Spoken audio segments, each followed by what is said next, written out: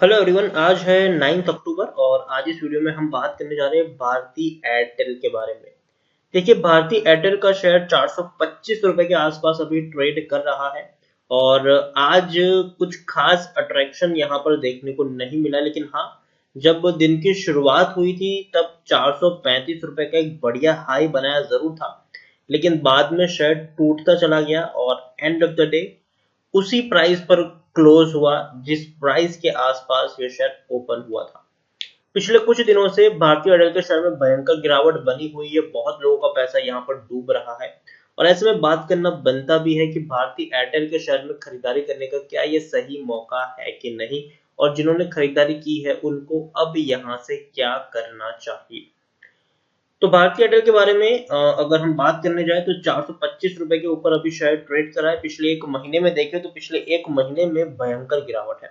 504 रुपए के लेवल से शायद टूट के नीचे आया, 418 रुपए का लो बनाया, बाद में फिर से तेजी आई, 440 तक गया, लेकिन फिर से वही हुआ जिसका अंदाजा था। शेयर में प्रेशर बना और शेयर अब अगर हम देखें तो टूट ही रहा है। पिछले 3-4 दिनों से, पिछले एक हफ्ते से मैं अगर देखूं तो शेयर में कोई खासा एक्साइटमेंट देखने को मिला भी नहीं है। 425 से 427 रुपए के प्राइस के बीच में ही ये ट्रेड कर रहा है। पिछले एक साल की बात करेंगे तो पिछले एक साल में 18% का ग्रोथ है। अब देखिए, 600 रुपए तक का हाई बनाया था और वो भी कोरोना काल में। कोरोना काल में जब बहुत सारे बिजनेस बर्बाद हो रहे थे, ऐसे में टेलीकॉम का बिजनेस काफी अच्छा परफॉर्म कर रहा था और उसमें भारतीय एयरटेल ने तो भैया झंडे गाड़े थे। बढ़िया तेजी आई, लेकिन बाद में अगर हम देखें तो एक बड़ी गिरावट भी पिछले 2-3 महीने से यहाँ पर देखने को मिली है और जिससे शेयर अभी भी उभर नहीं पा रहा है। पिछले 3 साल में देखें तो पिछले 3 साल में भारतीय एयरटेल में 22% का ग्रोथ है। अब देखिए, इससे पहले भी 260 रुपए के आसपास शेयर चला गया था, लेकिन एक बढ़िया रैली आई, शानदार रैली आई जो इसको बहुत ही ऊपर तक लेके गई, लेकिन अब एक गिरावट का सामना इनको करना पड़ रहा है। लार्ज कैप शेयर है ये, 2,36,360 करोड़ के आसपास का इसका मार्केट कैप है। एनएससी में देखेंगे तो 2 करोड़ से भी ज्यादा का वॉल्यूम ट्रेड है। बहुत बड़ी क्वांटिटीज में लोग अभी यहाँ पर खरीदारी और बिकवाली कर रहे। काफी लोग यहाँ पर कंफ्यूज भी है कि भैया करे तो करे क्या इस शेयर में। प्रमोटर के पास अच्छी खासी होल्डिंग है, 36.04% की होल्डिंग है, 20.15% की होल्डिंग एफआईएस के पास है, 12.79% की होल्डिंग म्यूचुअल फंड और 5.20% की होल्डिंग इंश्योरेंस कंपनीज यहाँ पर ओन करती है। प्रमोटर यहाँ पर भारतीय टेलीकॉम लिमिटेड है, 36.04% की होल्डिंग के साथ एक भी शेयर उनका गिरवी नहीं है। 38 म्यूचुअल फंड और 1028 जितने एफआईएस का एक बहुत बड़ा पैसा यहाँ पर लगा जरूर है। हाईएस्ट पब्लिक शेयरहोल्डर में आपको ICICI prudential value fund series देखने को मिल रहा है 2.79% की होल्डिंग के साथ, और इंडिविजुअल इन्वेस्टर होल्डिंग 1.24% है। 40% का डिविडेंड भी ये पे कर रहा है, लेकिन फिर भी बहुत ही कम डिविडेंड हम इसको कह सकते हैं कि अभी उतना बड़ा डिविडेंड ये शेयर अभी भी पे नहीं कर रहा है। भारतीय एयरटेल के बारे में अगर हम देखें तो टेक्निकल रेटिंग अभी भी कुछ खास अच्छी नहीं है। अभी भी शेयर डाउन ट्रेड में है। अभी भी एक्चुअली पिछले 3-4 दिन से एक सपोर्ट जरूर लेने की कोशिश कर रहा है, गिरा नहीं है, लेकिन कोई बड़ी तेजी भी देखने को नहीं मिली है। यहाँ पर देखें तो according to Moneycontrol user 79% लोग खरीदने की सलाह दे रहे हैं, 8% लोग होल्ड करने की बात करो, 13% लोग यहाँ पर बेचने की सलाह भी आपको दे रहे हैं। तो मेजोरिटी ऑफ द पर्सन यहाँ पर आप अगर देखें तो पॉजिटिव उनका ट्रेंड देखने को मिल रहा है। वो पॉजिटिव यहाँ पर उनके एडवाइस है। उनका मानना है कि बढ़िया मौका है गिरावट में खरीदारी करने का, और खरीदारी की है तो बने रहने का।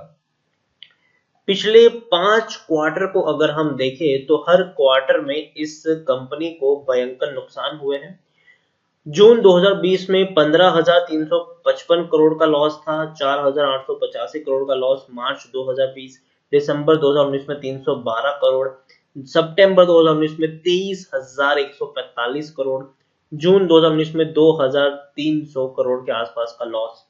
तो ये लॉस हर बार हुआ, रीजन सिंपल था कि जियो के आने के बाद कहीं ना कहीं इनको खर्चा बहुत ज्यादा करना पड़ रहा है अपना ब्रांडिंग में और यूजर्स को डिस्काउंट प्रोवाइड करवाने में।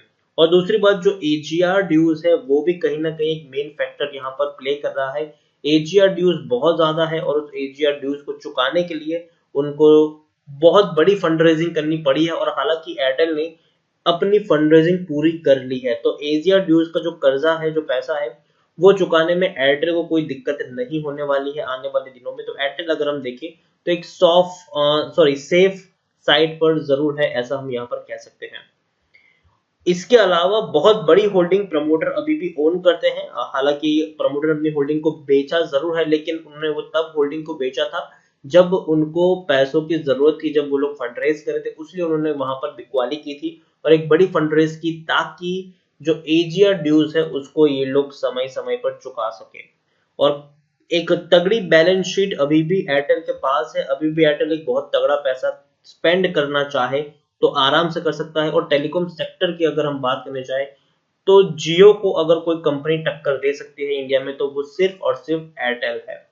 तो ऐसे सिचुएशन में अच्छी खासी और इनका जो मैनेजमेंट है वो भी काफी स्ट्रांग है, अच्छी खासी लिक्विडिटी भी इनके पास है, एजियर ड्यूज है भी इनके पास, एक एजियर ड्यूज उनको चुकाना जरूर है, लेकिन फिर भी एक बड़ी फंड रेजिंग इस कंपनी ने कर ली है तो उनको ज्यादा दिक्कत नहीं होगी पैसा चुकाने में। अब बात करते हैं कि खरीदारी करने का मौका है कि नहीं, तो मुझे लगता है कि जरूर 425 रुपए के ऊपर शेयर है। अभी भी मुझे लगता है कि शेयर सस्ते प्राइस पर अवेलेबल है, लेकिन अभी और सस्ता भी ये मिल सकता है। तो मेरी सलाह यही रहेगी कि आप इस प्राइस पर बाइंग करना चाहो तो जरूर करो, लेकिन एक साथ एक ही प्राइस पर बहुत सारी क्वांटिटी खरीदने की गलती बिल्कुल भी मत कर लेना। अगर आपको 100 शेयर खरीदने हैं तो 425 के लेवल पर आप 20 शेयर खरीदो। अगर शेयर यहां से मान लीजिए कि 415 पे जाता है तो और 20 क्वांटिटी ऐड करो। अगर मान लो कि गलती से भी 380 390 पे गया, हालांकि काफी कम चांसेस है, लेकिन जाए तो और 20-25 क्वांटिटी आप वहां पर ऐड कर सकते हो। और कम से कम प्लान लेके चले 1-1.5 साल का, क्योंकि देखिए गिरावट आई है, वापस से बाउंस बैक करने में वक्त लगेगा, लेकिन जरूर कर लेगा।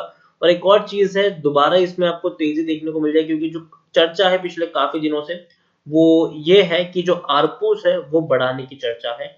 और आरपूस बढ़ाने के लिए जो इनके अगर हम बात करें जाए जो प्लान्स है उसमें जो प्राइस है वो कहीं ना कहीं आपको बढ़ते हुए देखने को मिलेंगे। और सिर्फ एयरटेल में ही नहीं, हर टेलीकॉम कंपनी जो है वो अपने प्लान्स जो है उसको बढ़ाने वाली है, 20% तक इजाफा कर सकती है इसमें। तो अगर जिस दिन ये खबर आई, अगेन एक अच्छी रैली आपको देखने को मिलेगी टेलीकॉम सेक्टर में। तो मेरा यही कहना है कि छोटी छोटी क्वांटिटी खरीदो, लेकिन एक बहुत बड़ी क्वांटिटी एक लेवल पर फंसाने की जरूरत नहीं है। कुछ लोग कहते हैं कि सर मैंने 10,000 शेयर खरीद लिए, 1,000 शेयर खरीद लिए इस प्राइस पर, अब मैं क्या करूं। तो ये सोचो कि आपको एक साथ क्वांटिटी नहीं खरीदनी है, ये सोच खरीदारी करो हमेशा कि आपको एवरेजिंग करने की जरूरत पड़ेगी अगर शेयर यहां से नीचे जाता है तो ओवरऑल अच्छी क्वालिटी का शेयर है, उसमें कोई शक नहीं है। और डेफिनेटली आने वाले दिनों में और ज्यादा इसका प्राइस आपको अच्छे प्राइस पर अभी भी ऊपर जाता हुआ देखने को मिल सकता है, क्योंकि जिस तरीके की हमारी लाइफस्टाइल हो रही है, ऐसे में जो डेटा कंजम्पशन है, इंटरनेट का जो यूजेस है, वो हम लोग बहुत बहुत बहुत ज्यादा कर रहे हैं। पहले जिन लोगों को 50 जीबी नेट इनफ होता था, आज उनको 100 जीबी डेटा भी इनफ नहीं है, क्योंकि ऑनलाइन एजुकेशन भी घर पे शुरू हो चुकी है। तो ऐसे में जो अगर हम बात करने जाए, सारी चीजें हम लोग ऑनलाइन घर पे कर रहे हैं, तो ऐसे में जो डेटा पैक है वो हायर डेटा पैक की जरूरत पड़ती है, और इसका फायदा कहीं ना कहीं टेलीकॉम कंपनियों को मिलता जरूर है।